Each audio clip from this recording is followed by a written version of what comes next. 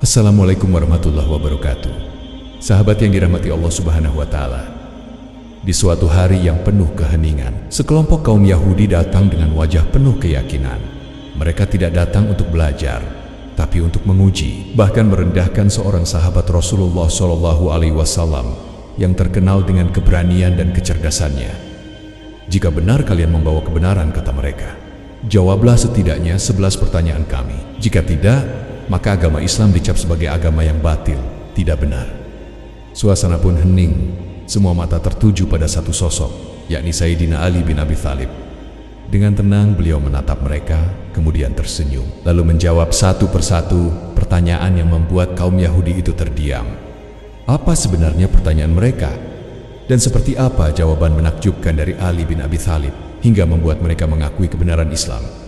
Inilah kisah yang akan membuka mata kita tentang kecerdasan, hikmah, dan cahaya ilmu yang ditanamkan Rasulullah kepada sahabat terpilihnya. Bagaimana kisahnya? Yuk kita simak sampai akhir.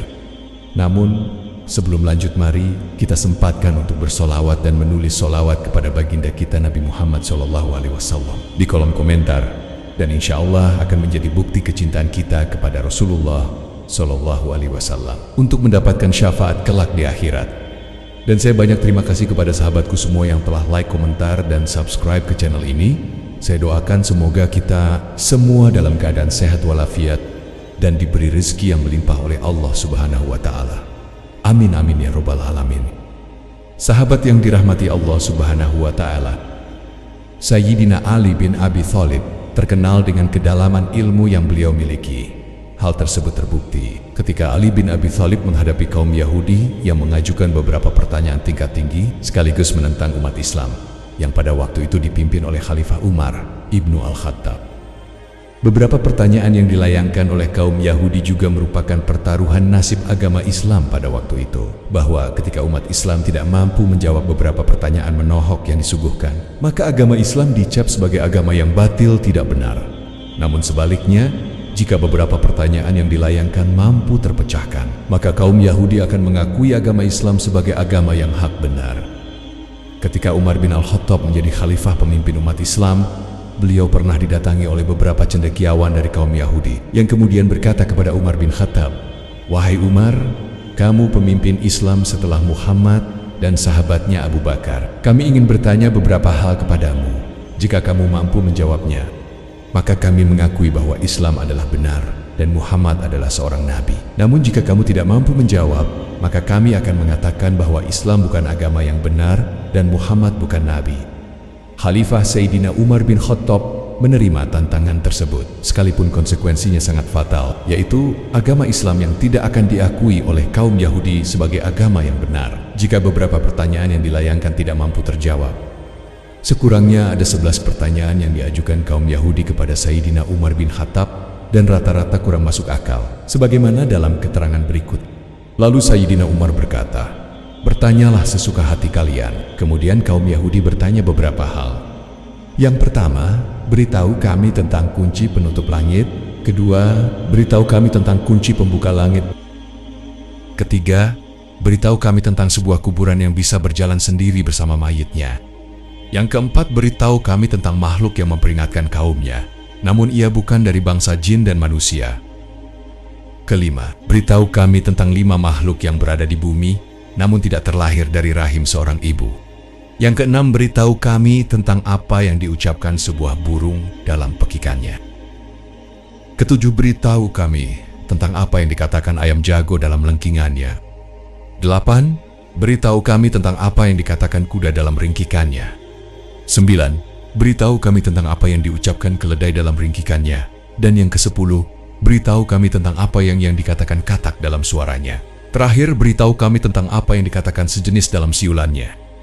Khalifah Umar bin Khattab kewalahan untuk menjawab beberapa pertanyaan yang dilayangkan oleh kaum Yahudi tersebut, hingga beliau memegang kepalanya karena sangat sulitnya mencari jawaban. Dengan bijak Umar mengatakan secara jujur bahwa beliau tidak bisa menjawab beberapa pertanyaan dari kaum Yahudi. Sebagai konsekuensinya, kaum Yahudi seketika menerkam Umar dengan mengatakan, "Kalau begitu, kami bersaksi bahwa Muhammad bukanlah seorang nabi dan Islam bukanlah agama yang benar."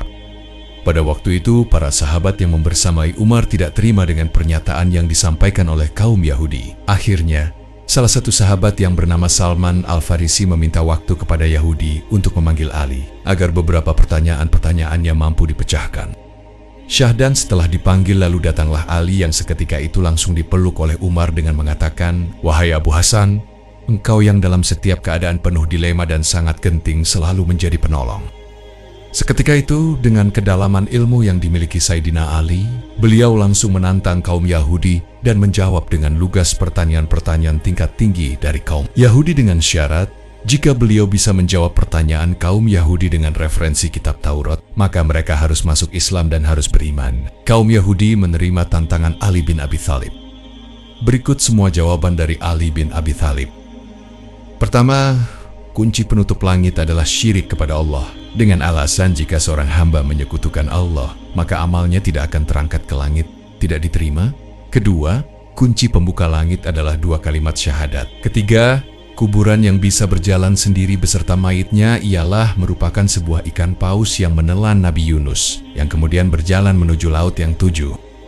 Keempat, makhluk yang memperingatkan kaumnya dan ia bukan dari bangsa jin dan manusia adalah Raja Semut di masa Nabi Sulaiman. Kelima, 5 makhluk yang bisa berjalan di atas bumi, namun tidak terlahir dari sebuah rahim ibu, adalah Nabi Adam, Ibu Hawa, unta betina di masa Nabi Saleh, kambing di masa Nabi Ibrahim, dan tongkatnya Nabi Musa. Dan keenam, yang diucapkan sebuah burung dalam pekikannya adalah Al-Rahman ala al-Arsy istawa. Ketujuh, yang dikatakan ayam jago dalam lengkingannya ialah Uzkurullah ya gafilin. Dan kedelapan, yang dikatakan kuda dalam ringkikannya adalah Itza masya al-mukminun ila al-kafirin. Allahumma unsur ibadaka al-muminin ala al-kafirin. Dan kesembilan yang diucapkan keledai dalam ringkikannya ialah Lana Allah al-usyar wa yanhaku fi ayuni asyayatin. 10. Yang dikatakan katak dalam suaranya adalah Subhana Robbi al-mabud al-musabbah filujaj al-bihar. Dan pertanyaan yang ke-11 yang dikatakan sejenis burung dalam siulannya ialah Allahumma ilan mubihidi Muhammad wa ali Muhammad. Dan saat itu, suasana menjadi hening. Kaum Yahudi yang semula datang dengan niat merendahkan, kini terdiam kagum oleh kebijaksanaan seorang pemuda Muslim. Setiap jawaban Ali bin Abi Thalib bukan hanya mengandung ilmu, tapi juga pancaran cahaya iman. Seketika para cendekiawan kaum Yahudi yang beranggotakan 3 orang takjub akan kecerdasan Ali bin Abi Thalib dengan jawaban-jawaban jenius yang disuguhkan. Sebagai konsekuensinya, maka mereka mengucapkan kalimat syahadat dan seketika mereka beriman dan masuk Islam. Dan sejak hari itu, nama Sayyidina Ali bin Abi Thalib bukan hanya dikenal sebagai sahabat Nabi, tapi juga simbol kecerdasan yang tunduk kepada kebenaran. Sebuah pelajaran bagi kita semua bahwa ilmu sejati adalah yang membuat hati semakin rendah di hadapan Allah, bukan yang membuat kepala semakin tinggi di hadapan manusia. Mudah-mudahan video singkat ini bermanfaat. Wallahu a'lam bishawab. Assalamualaikum warahmatullahi wabarakatuh.